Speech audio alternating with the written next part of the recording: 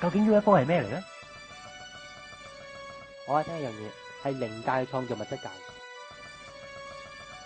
靈界係乜嘢啊？靈界係駕馭喺一個律裏邊嘅，就好似等於，譬如飛機點解會飛啊？原因就係佢利用氣體流動學呢個定律，而係超越咗地心吸力嘅定律啊嘛。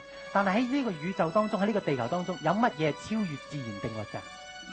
靈界嘅定律。逢親 UFO 出現嘅時候咧，所有自然定律係唔喐得嘅，即係你發覺引擎唔開到嘅，收音機聽唔到嘅，電燈都熄埋嘅。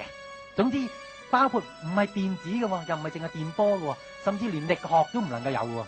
點解咧？因為我哋會睇下聖經裏面有冇講俾我聽，有冇啲咁嘅嘢？主耶穌基督出世之前1500年咧，已經出現飛碟。有一點要俾大家知道，就係如果你而家所見到能夠有機會影得到相嘅所有呢啲嘅飛船飛碟咧，絕大部分咧都係嚟自魔鬼嘅。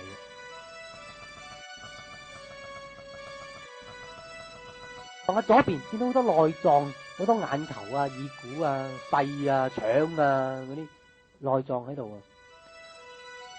咁都唔係恐怖。所有嘅雜誌、所有嘅書籍、所有人提起呢一個發現嘅話咧，全部都會被軍方恐嚇，而並且佢與此同時咧，就將全世界上其中一笪地方咧封閉成為保護區，係唔准人去進入嘅。邊個想知呢個咩消息？就話喺北方嘅極處咧，喺地底有另一個世界，喺嗰度咧啲草木啊全部都常青嘅，而並且仲有一樣嘢喎，嗰度人係好矮同埋灰色皮膚。天堂咧一樣係個星球嚟嘅，邊個未聽過啊？天堂係個星球嚟嘅，好多人都未聽過。天堂係個星球嚟嘅，如果你讀聖經咧，你就知天堂有東南西北噶嘛。聖經講只有星球先有東南西北噶嘛。奉主耶穌嘅名字，我差遣我身邊嘅天使去將呢1400蚊帶嚟我身邊俾我用。人類唔會見到2000年嘅，你相信？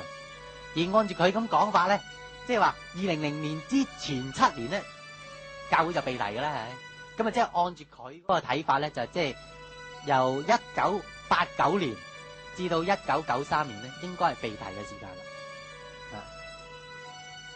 啟示錄同現今嘅科學同埋比而家大家知道關於地球現在嘅狀態啊，有個更深嘅認識。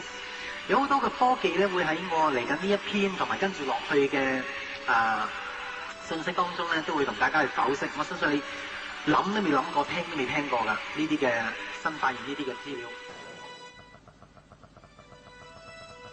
近年啊，喺一啲樹嘅樹枝化石當中咧，發現咧有啲幾千年前嘅空氣咧藏咗喺裏邊咯。嗱，我曾經講過二氧化碳能夠使到腦部咧係更加發達，咁有啲人問翻我啊，咁我翻去再 check，咁詳細而家喺度俾你個解釋。原來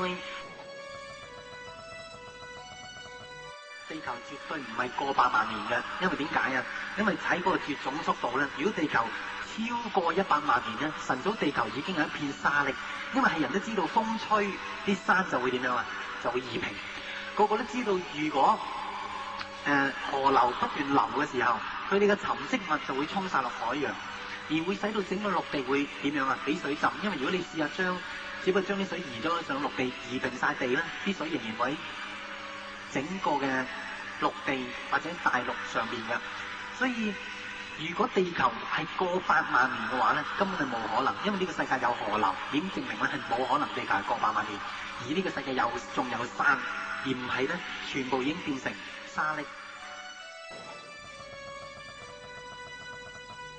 因為人嘅敗壞同埋整個宇宙嘅老化，光速係減慢嘅，所以咁樣地球冇可能再過得1萬年啦，唔會有光嘅，你明唔明啊？太陽就算再發熱能，佢個光都唔能夠去到地球。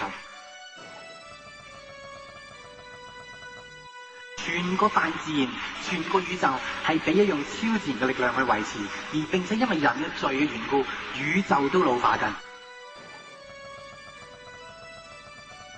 因為神要做乜嘢咧？就係話佢用星球去審判整個地球。神好似掟雷球咁啊，即係揾一個星球一嘢就咪落地球度，其實睇下地球嗰度點樣反應。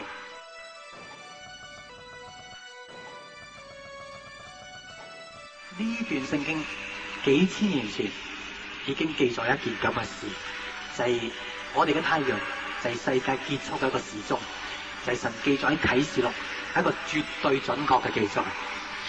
今時今日點解咁多科學家咁花時間去觀察太陽黑子咧？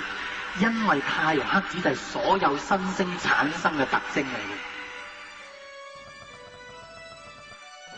所以你會明白點解喺呢度啊，神講嘅全部都係星際學術嘅一啲嘅 term 嚟嘅，全部都係。所以點解你就咁睇啟示錄啊，睇主耶穌基督2000年前所講嘅嘢啊，你簡直摸不着頭腦。因為點解啊？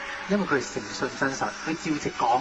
而你科技唔高嘅話咧，或者你蠢啲嘅話，都唔係好明嘅啫。